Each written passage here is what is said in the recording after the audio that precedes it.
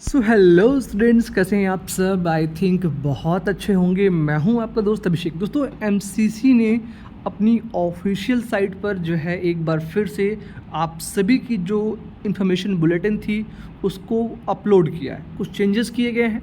Changes मैं आपको बताऊं क्या कुछ हुआ है उससे पहले एक बात, आप इस नोटिस को पढ़ लीजिएगा, ठीक है। आप ऑफिशियल साइट पे जब जाएंगे तो आप यहाँ पर देख पाएंगे, ठीक है। रिवाइज शेड्यूल आप उसको ओपन कर लेंगे, डाउनलोड कर लेंगे, ठीक है। और फिर आपके सामने कुछ ऐसा आ जाएगा।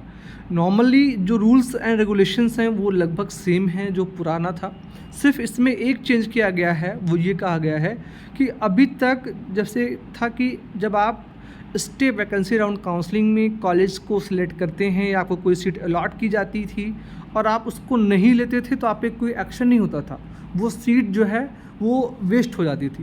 लेकिन अब क्या कहा गया है इस रूल में, एमसीसी ने कहा है कि अगर कोई बच्चा, मैं आपको नीचे चलते हैं स्क्रॉल करके, इस बार नीट की काउंसलिंग में अपेयर होता है और उसके बाद वो नीट के स्टे वैकेंसी राउंड काउंसलिंग में उस कॉलेज को नहीं लेता है, छोड़ देता है, तो उस कंडीशन में जो अभी तक 2 साल का नियम था कि बच्चा काउंसलिंग में अपेयर नहीं हो पाएगा, तो उस रूल को चेंज करके 1 ईयर कर दिया गया है। जी हाँ, 1 ईयर तक आप उसके बाद नीट काउंसलिंग में अपेयर नहीं कर पाएंगे, ठीक है।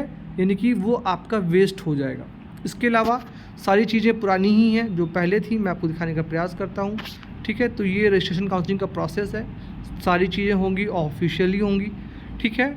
और यहाँ पर आप राउंड फर्स्ट का डिटेल देख लीजिए कि कैसे क्या कुछ होना है। फिर सेकंड पे आप जाएंगे तो अब आप कॉलेज या सीट फर्स्ट और सेकंड फेज़ तक ही आपके पास ऑप्शन होगा कि सेकंड फेज़ तक आप सीटों को, अगर आपको फर्स्ट फेज़ काउंसलिंग सीट पसंद नहीं आई तो सेकंड फेज़ में आप चेंज कर लीजिए।